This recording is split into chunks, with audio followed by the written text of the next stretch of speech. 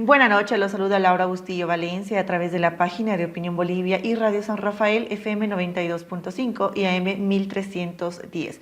Bien, la tarde de hoy lunes se dio cumplimiento al instructivo 18/2025 del Tribunal Supremo de Justicia, mismo que indica revisar los plazos de detención preventiva de Luis Fernando Camacho, Marco Antonio Pumari y también Yanine Áñez. Hoy se realizaron de los primeros dos, Camacho y Pumari. Sin embargo, se llegó a un cuarto intermedio hasta la mañana del martes 26 de agosto, es decir, para el día de mañana. Ahora, lo que se iba a revisar hoy es la detención preventiva por el caso del delito de terrorismo, ya que ambos están siendo acusados por liderar las movilizaciones que derivaron a la renuncia del expresidente Evo Morales, esto en el año 2019. Recordemos que ambos aparte tienen otros procesos que están enfrentando. Luis Camacho tiene 7 procesos y Marco Antonio Pumari 2. Vamos a hablar sobre este tema. ¿Podrán salir en libertad estos dos personajes? ¿Se podrán defender en libertad? Es la pregunta que se ha estado repitiendo durante toda esta jornada. Y vamos a analizar el tema en compañía de José Antonio Rivera. Él es abogado constitucionalista y nos acompaña vía Zoom. José Antonio, ¿cómo está? Buenas noches. Buenas noches, querida Laura, a la orden. Muchísimas gracias. José Antonio, ¿cuál es su lectura general de todo este suceso, de este instructivo que lanza el TSJ? Bueno, yo analizaría en dos partes em, este instructivo que ha emitido el presidente del Tribunal Supremo de Justicia. En una primera parte, como un aspecto altamente positivo, en razón a que en nuestro país existen más de un centenar de personas privadas de libertad como parte de una persecución judicial con fines políticos que ya lo anotó el relator especial de Naciones Unidas para la Independencia Judicial, lo anotó la Comisión Interamericana de Derechos Humanos en su informe después de la visita realizada el pasado año, y la Fundación Observatorio de Derechos Humanos y Justicia que presido presentó un informe ante la Comisión Interamericana de Derechos Humanos en una audiencia especial en noviembre del pasado año con un detalle de los perseguidos políticos.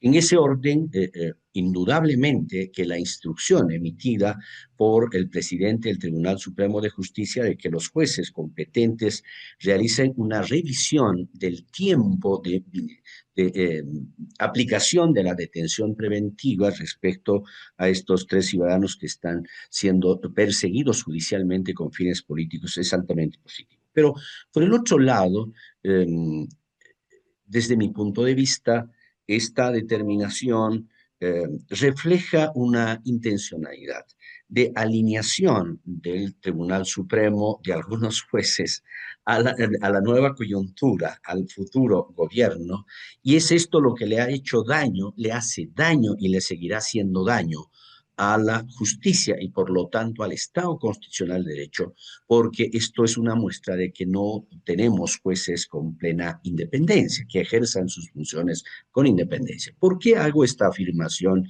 Laura? Primero, porque estos magistrados que hoy integran el Tribunal Supremo, incluido el presidente, asumieron sus funciones hace 7 meses atrás.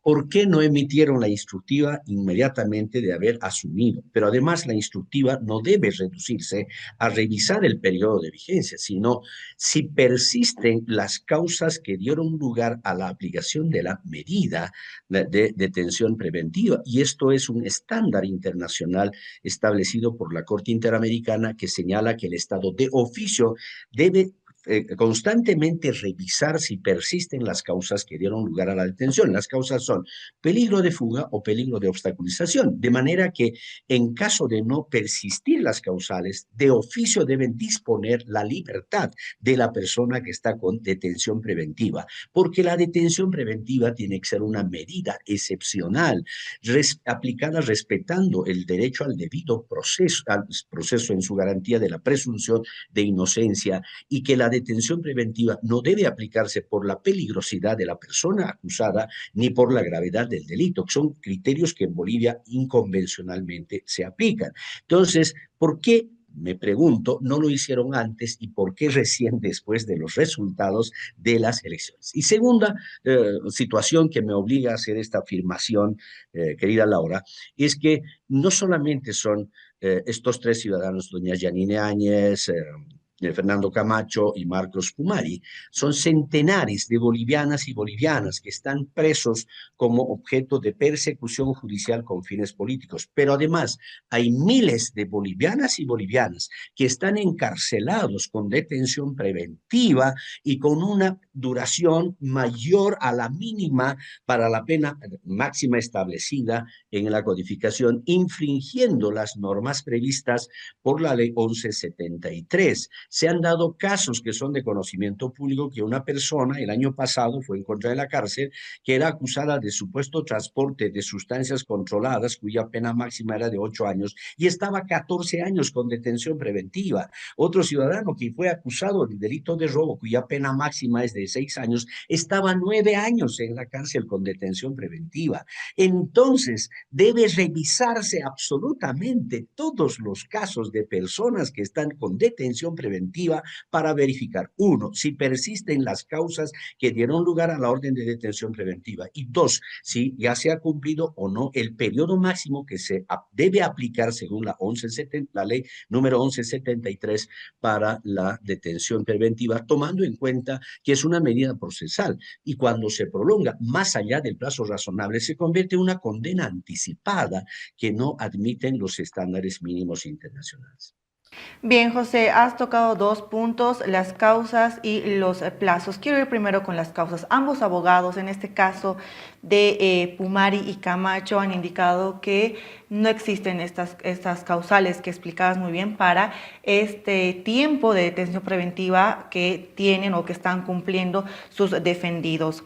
Ahora, sin embargo, existen otros procesos que ellos también están enfrentando, como lo mencionaba antes, Luis Fernando Camacho, 7 procesos y Marco con 2 procesos. ¿Qué va a suceder con sus otros casos? ¿Tendrían que hacer la revisión uno por uno? Absolutamente en todos los procesos. Reitero, la revisión tiene que ser en todos los procesos en los que se les ha aplicado la detención preventiva para verificar si persisten las causales.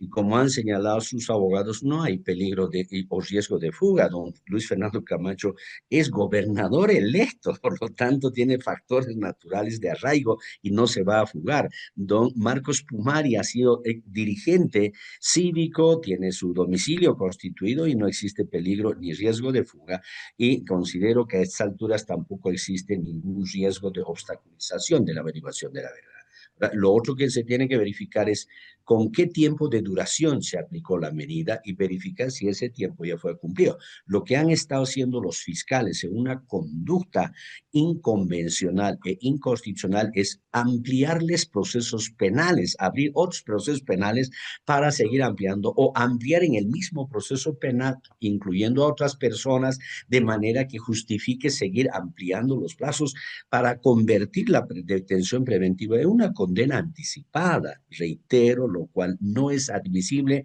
para ninguna boliviana, ningún boliviano, no solamente para estos tres ciudadanos, sino para toda persona que ha sido acusada de haber cometido delito.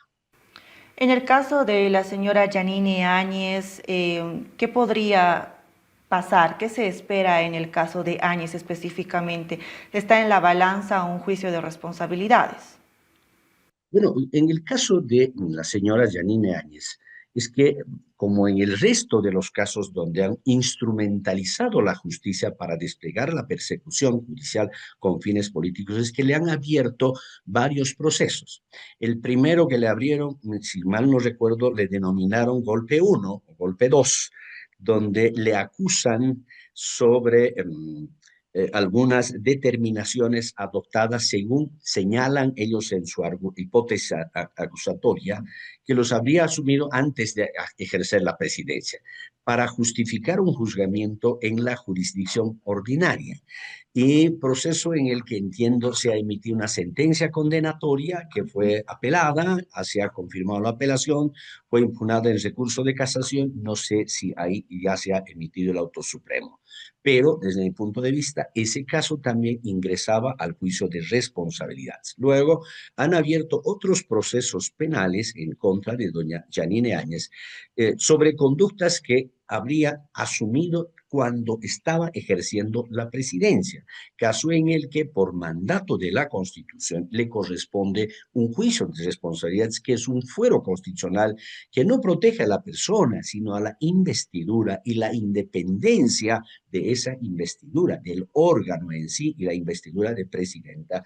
De manera que al juzgarla en la jurisdicción ordinaria, han violado su derecho al juez natural, independiente, competente e imparcial, por lo que se tiene que anular obrados, como ha determinado en uno de los casos el Tribunal Supremo de Justicia.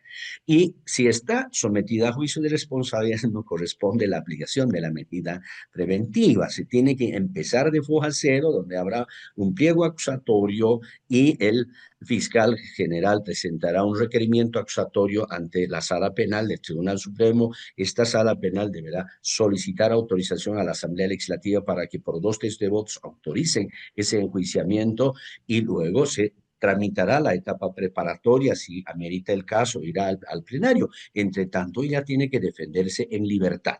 Ahora, en cada caso le han ido aplicando la medida cautelar de la detención preventiva sin que concurran causales debidamente probadas por el Ministerio Público de existir o riesgo de fuga o riesgo de obstaculización. Pero además han ido ampliando y ampliando el tiempo de duración. Ahora, en este caso, aplicando la instructiva del Tribunal Supremo, también tienen que los jueces verificar en cada proceso si las causas persisten y dos, si no se ha cumplido ya el plazo. Si se ha cumplido, tienen que disponer su libertad aplicando medidas sustitutivas que están previstas por la legislación procesal penal.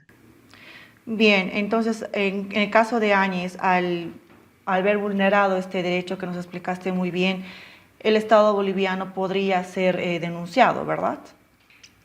Indudablemente que sí, porque se ha violado sus derechos humanos, sus derechos fundamentales, lo cual hace al Estado boliviano responsable internacionalmente por violación de derechos humanos. Sin embargo, el sistema es subsidiario, por lo tanto, en este momento aún el Estado tiene la posibilidad de reparar esos errores, de restablecer los derechos fundamentales violados.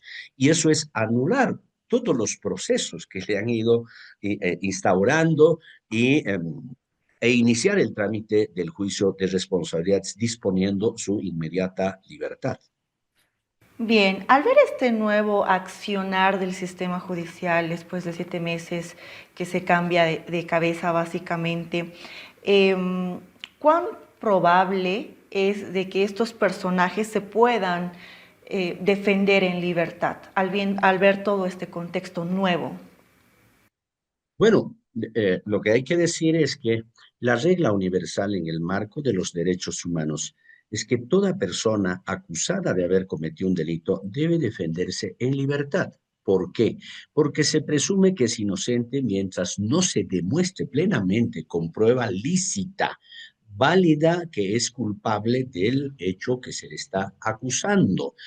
Excepcionalmente se puede aplicar la privación preventiva, la privación de libertad como medida preventiva, que en el sistema interamericano se denomina prisión preventiva, cuando concurra factores como el peligro evidente y demostrado de riesgo de fuga, que la persona acusada pueda sustraerse de la acción de la justicia fugándose, escapándose, para que se entienda la opinión pública.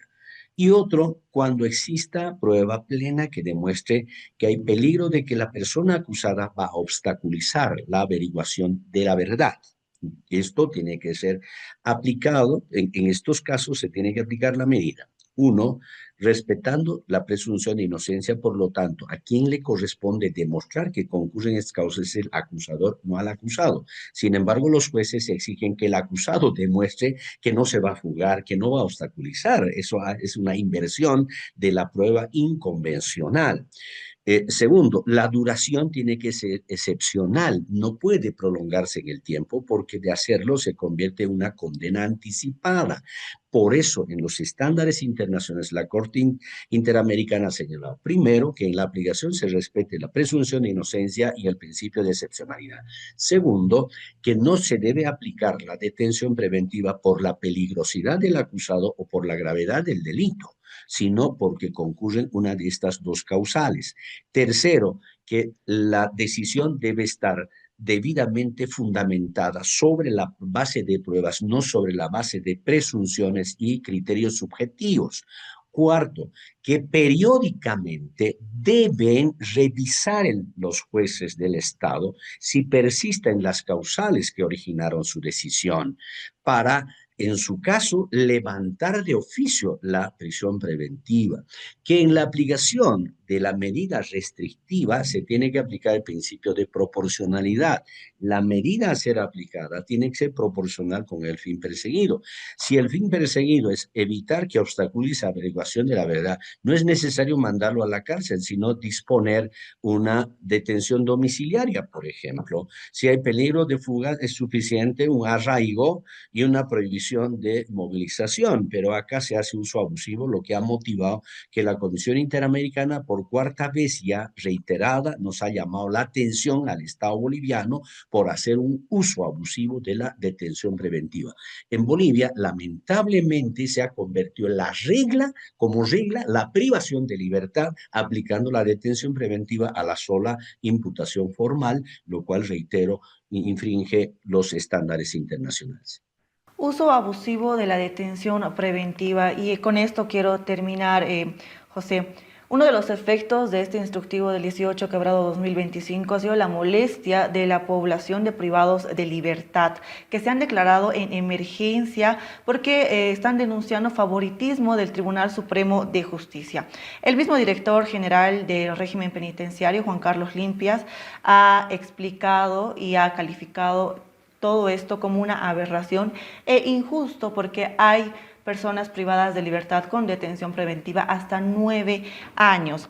Y según el defensor del pueblo, datos que dio esta autoridad, Pedro Calizaya, de 33.275 personas privadas de libertad, el 58.2% se encuentran con detención preventiva, más de la mitad. Esos datos hasta junio de 2025. Es por esta reacción que hoy mismo igual el Tribunal Supremo de Justicia, el presidente Romer Saucedo, ha instruido que todos los tribunales departamentales de justicia puedan realizar jornadas de verificación de cumplimiento de la medida cautelar de detención preventiva de todos los privados de libertad. Al conocer nuestro sistema judicial, al ver todo este contexto, ¿qué tan viable es de que esto realmente se realice y que pueda ser posible este plan de revisar a cada caso de detención preventiva de los más del 58.2% de 33.275 personas privadas de libertad? ¿Qué tan viable es, José? Estamos hablando casi de 18.000 personas privadas de libertad que están con esto, según los datos de la Comisión Interamericana en el informe de junio del año 2024 eran 64%, 64 de cada 100 presos estaban. Hay que recordar que en un accidente, vamos a llamar así, en Palmasola, donde se produjo un incendio, perdieron la vida personas con detención preventiva. Es como que se les hubiese aplicado pena de muerte sin antes de haber demostrado su culpabilidad. Y no solamente que es factible, querida Laura, es imperativo y obligación de los jueces y tribunales en cuya competencia se encuentran los procesos correspondientes que realicen la verificación correspondiente de si se ha cumplido o no el plazo que ordenaron la aplicación de la detención preventiva. De haberse cumplido, que dispongan la libertad aplicando medidas sustitutivas. El Código de Procedimiento Penal, en su artículo 240, establece una lista de medidas sustitutivas como el arresto domiciliario, la prohibición de visitar determinados lugares, el arraigo, la fianza económica, la fianza personal, presentación periódica ante la autoridad. Hay una lista de medidas cautelares que pueden aplicar evitando que estén recluidas en la cárcel con una condena anticipada.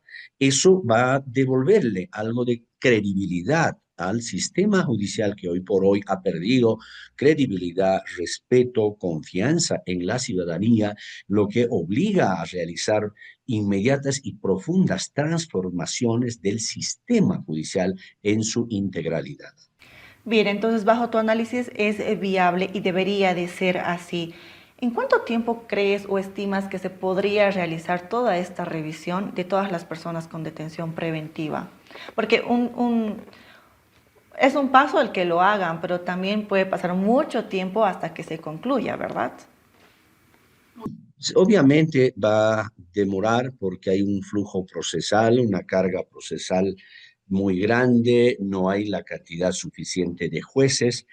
Sin embargo, creo que deben tener los datos registrados y con el personal de apoyo pueden empezar a revisar haciendo una clasificación de los casos que fueron aplicados hace bastante tiempo, en función al tiempo, hacer una clasificación y organizar grupos para dar prioridad a aquellos que están mayor tiempo respecto a los que están menor tiempo, pero al final tienen que revisar todo. Es cuestión de organización.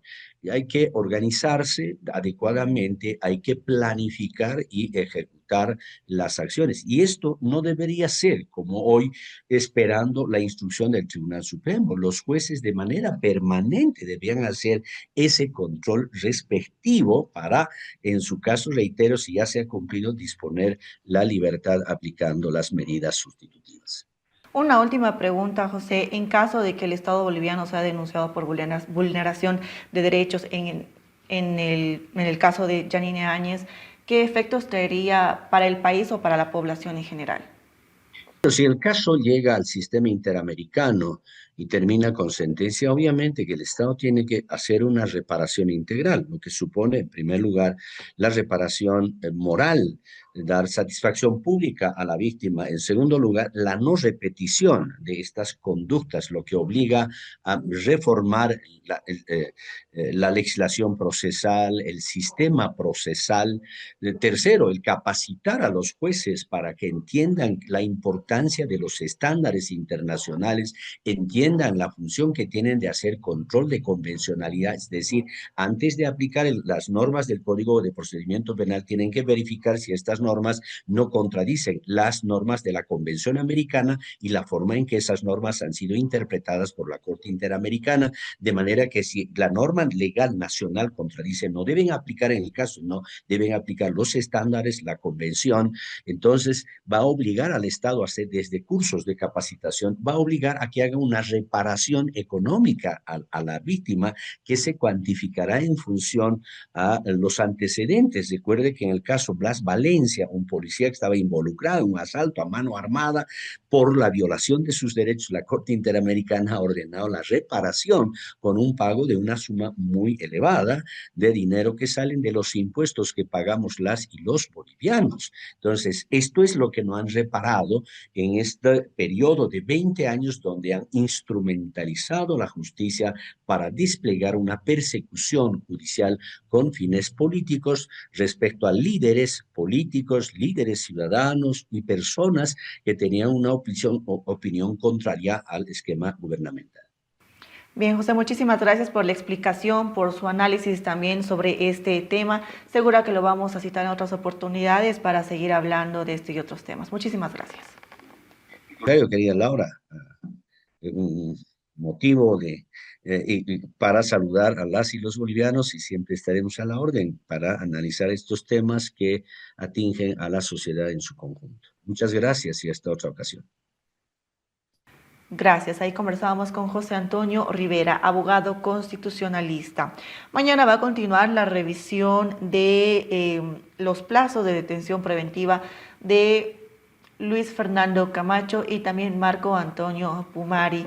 Están en cuarto intermedio. Eso es lo que se determinó esta tarde. Mañana continúa a partir de las 8:40 de la mañana. Vamos informando y actualizando este tema a través de nuestras plataformas digitales. En todas nos encuentra como Opinión Bolivia. Soy Laura Bustillo. Buenas noches.